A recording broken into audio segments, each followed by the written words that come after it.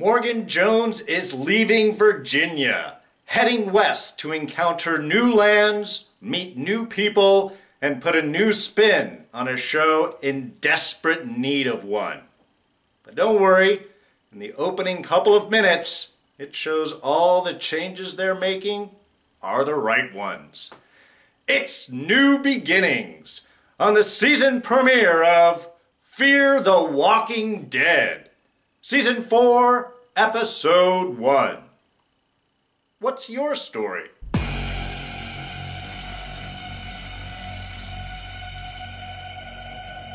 Hey everyone, D here, and welcome to this week's review of the season premiere of Fear the Walking Dead. And of course, spoilers, there are coming. Alright, so, with me, I've sort of been on the fence on Fear the Walking Dead. I thought that the first season had promise, the second season wasn't totally sure where it was going, and last season, kind of like season 2 on The Walking Dead, they were stuck on the farm. It was annoying. I didn't like the character work. I didn't think there was a vision on what this show wanted to be. So, a little trepidatious coming into this new season, but they're flash forwarding up to current time on The Walking Dead, so about a year and a half, 2 years forward or so. They're of course bringing Morgan in, which is a great character. They've got some new people coming in, so again, fresh take, fresh eyes, really curious how this was going to pan out. And from the first scene, I was hooked. So we're just going to get right to it. This week's Scene of the Week is our opening scene, because in these moments, it grabbed me. Garrett Dillahunt was perfect as our new character. Loved the whole opening where it's just him reacting to a noise. We get some hints that he's got some resources to him. The book light, I love that, and Werther's candies. Come on, a couple of years, you got a book light and still a supply of Werther's candies, and something good's going on in your life. So we get a little idea that, there's something to this guy.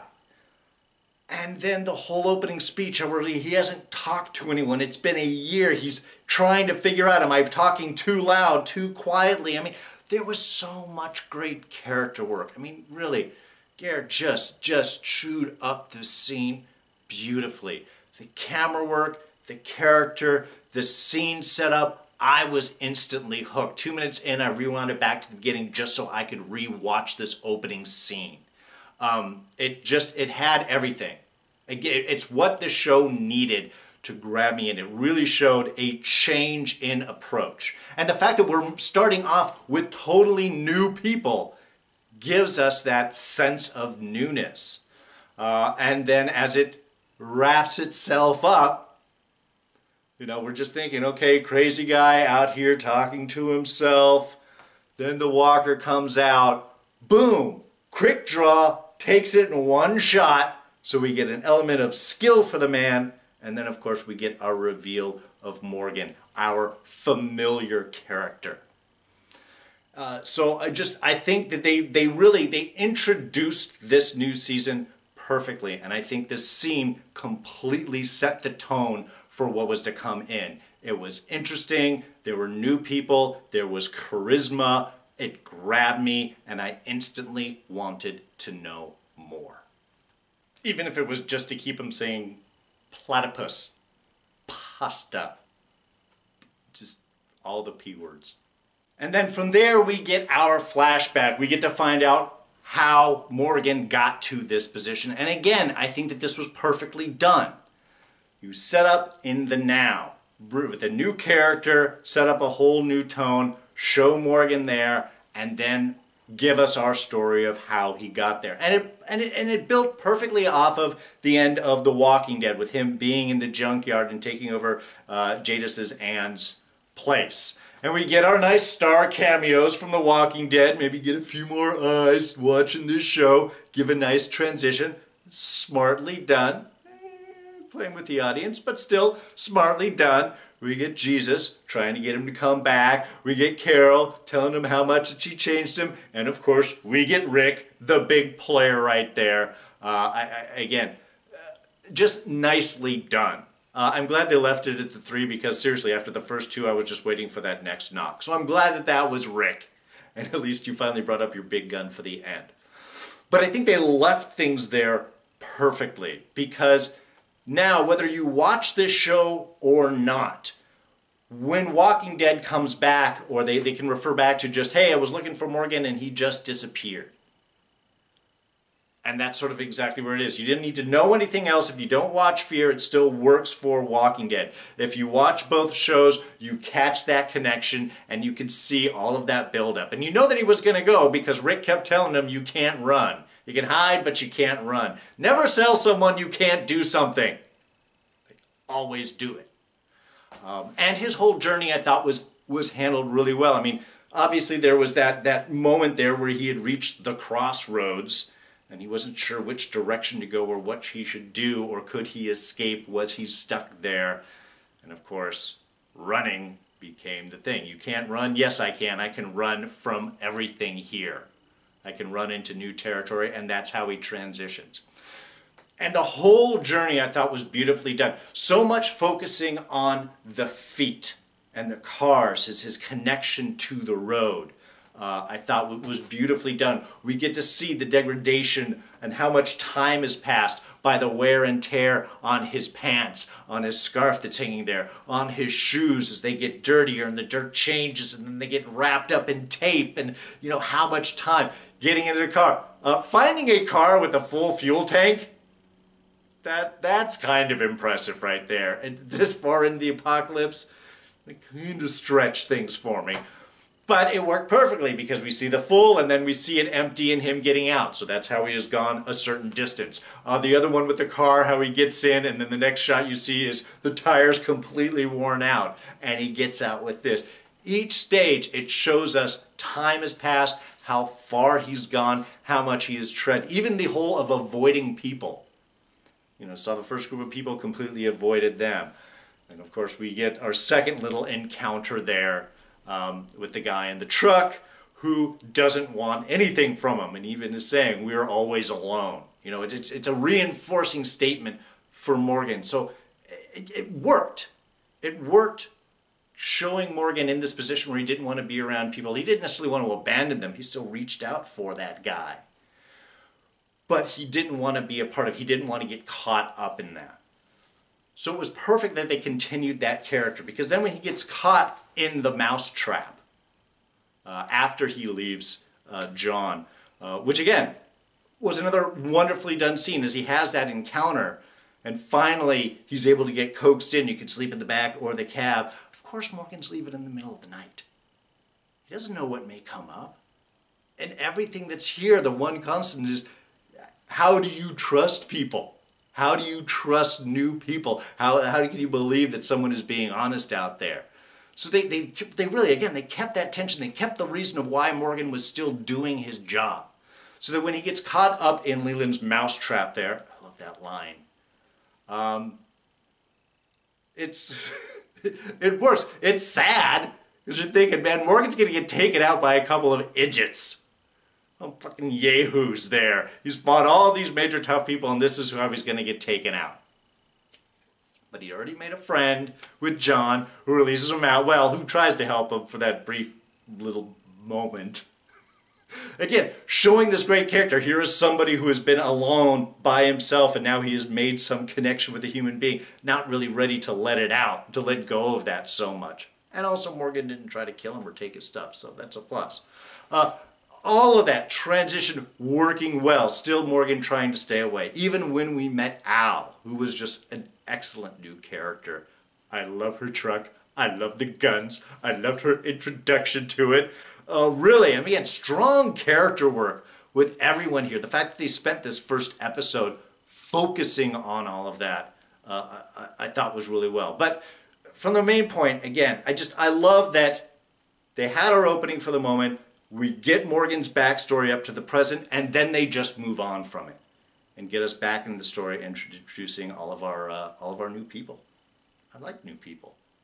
So our new people, of course, we have already met John Dory there, who is on a mission to find Laura, a girl with the identical gun that he has. Obviously, this is the girl that showed up at his door.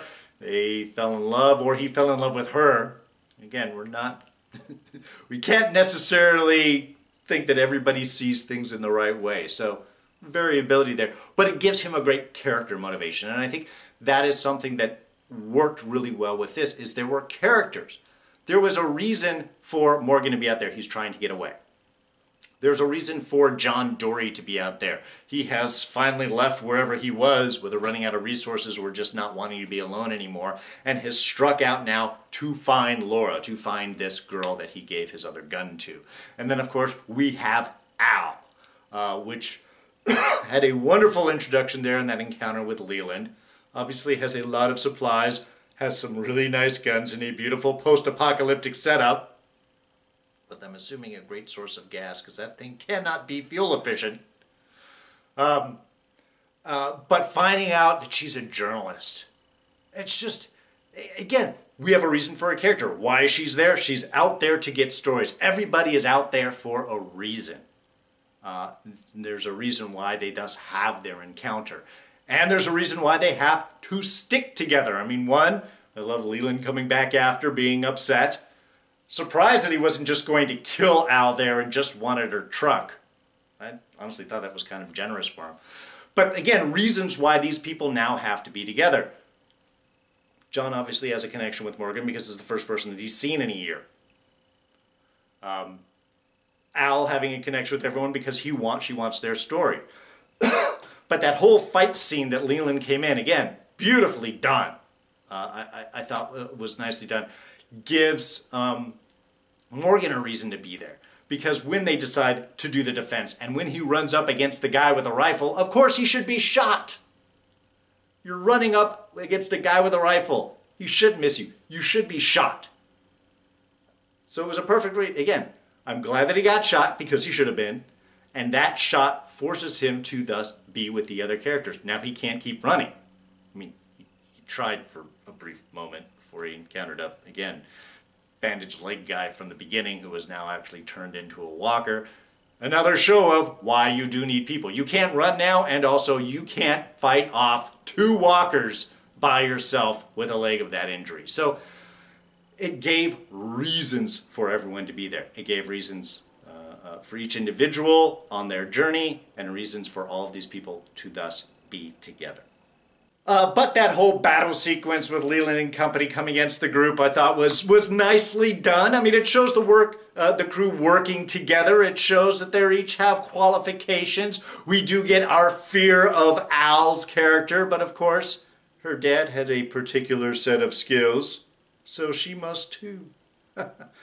Sorry, I couldn't miss the Taken reference. Love Maggie Grace in that. But it does so that she does have her own qualifications. I mean, we have Morgan, who's the staff guy. We have John, who is a quick draw, gunslinger type. And Al, also with her own skills. Nice little double knife action there, willing to jump in. I was a little bit annoyed that she kind of threw them to the ground before she ran up to open up the door for her truck that allowed Leland to kind of kick her in the head with that. That was kind of annoying. But smart, planning ahead, using the keys. Knew that wasn't a real set of keys. She tempts him, throws it out there. Does she know that that's where the rattlesnakes were? I'm kind of thinking she does. She's in the area. I would think she'd sort of plan all of this stuff out. So smart, planning ahead, prepared for all of this. And of course, again, the truck with the handheld guns takes up a lot of ammo, but man, that makes a statement. Very effective. So anyway, it was just, it was a great sequence. Again, it gives a reason for Morgan to be with the rest of the characters because he is injured. It gives everyone together. They're all on the same size. They have had that bonding experience. And then at least gives Morgan a momentary willingness to tell his story before heading off. He doesn't want to tell too much. He'll slowly let that out over time. And the ending. Again, the fact that they spent this whole episode with all new people, tracing Morgan's travels from Alexandria to here, with the new people, setting up this whole new tone. I thought was perfectly done. But we do get our final reveal of Alicia and Nick and Victor and Luciana all popping out at the end. And that was perfect. Again, give us that episode of introducing us to new characters and then bring us back around to our old characters. The new people that we have now grown an attachment to meet the old people which we are familiar with. And they set it up perfect. One, it's another mousetrap. It's kind of like a repeating theme throughout this episode of suckering people in there. But the same type of thing of Alicia pulling them in, letting them drop their guard, and then popping up and being surrounded by the rest of the gang. And what was cool about that is there has been so much time has passed. While we know our old Fear the Walking Dead group to be generally good people, we can't be sure of where they are at this point. Again, a couple of years have passed now. This is in the future. Are they bad guys? Are they highwaymen jumping people that are on the road? Certainly looks like it. So now we have an attachment. We have a new protagonist group now meeting our old one, and we get that sense of conflict that we don't know for sure where our old group is, which again continues on Maggie Grace's Al's line here at the end is, so what the hell's your story? It's going to be her common theme of meeting new people. What's your story? What's your story? And then next episode, I'm assuming we are going to get maybe a brief flashback, hopefully just brief. They did it quick with Morgan, and I think that was perfectly handled. I'm hoping they're going to do the same here. Give us a brief catch-up of where you guys have been, and then we can just move forward with everything now. So I like them spending time with the new people. Bringing in the old people at the very end was perfect and sets things up with an air of uncertainty. Just a couple of small things. One, Leland's mousetrap there, the tent. It annoyed me that Morgan fell for that. Because that light, there is a light on in there. It means it can't be that old. It's got to be fresh. It's a bright light. Why would you drop your backpack and almost start to get comfortable without really inspecting the area? It's the one thing that I was like, Morgan, man, you've been on the road too long. You're losing your touch. You get taken out by a group of idiots. I was really surprised that Leland and company were arguing about a case of cup of noodle, the Korean kind, plus a case of Pall Mall cigarettes. This far in the future, a case of each of those, that's got to be worth some serious money. I mean, Al has skills scavenging or trading or whatever it is that she does, but Leland really should have just been a little more open to that. That sounds like that's worth a hell of a lot more, well, certainly a hell of a lot more than what both Morgan and John had with them. And I love John offering Morgan a set of socks before he leaves. The line, worth their weight in gold, which would be true. Probably more so, because as he said, gold's probably not really worth all that much anymore. So, more than worth their weight in gold. All right, well, I think that covers all of our basics. Kind of a quick review, but a great intro into the new season. I have to say, I was instantly intrigued. I am looking forward to seeing how this season goes out. So, good sign for the beginning. Next week, we should be catching up and see what happened to the rest of the Walking Dead group. Again, we just saw the kids. We saw Strand, we saw Alicia, we saw Luciana, we saw Nick. Don't know if Mom is with them or she is back at some compound waiting for them. I don't know. We'll find out next week. Anyway, that's going to wrap us up for now. Thank you so much for joining me. If you enjoyed this review, please go ahead and hit that like button. Thoughts, ideas, and comments, you know where to put them down in the section below. What did you guys think of this episode? Have you liked the past seasons? Do you like where this is going? Were you feeling out, but this is starting to intrigue you more? Or does this still not work for you? Let me know what you guys are thinking. Throw those down. And you can always catch me on Twitter and Instagram. I am at Darren Jakes. Please subscribe if you're not. It's just the beginning of this season. We've got so much more coming up. A whole bunch of 8 episodes. Plus next week, Westworld Season 2 begins. Amazing. And Legion. An incredible season so far. Loved last season. You want to be sure to catch all those reviews. Do it if you're a subscriber. And do that by clicking this button right here. And we'll go up and throw up a couple latest reviews, including for the Walking Dead finale right there. And you can check those out. So, that's going to be it for me. I'm D, and I'm out of here. Catch you guys next time. Bye-bye.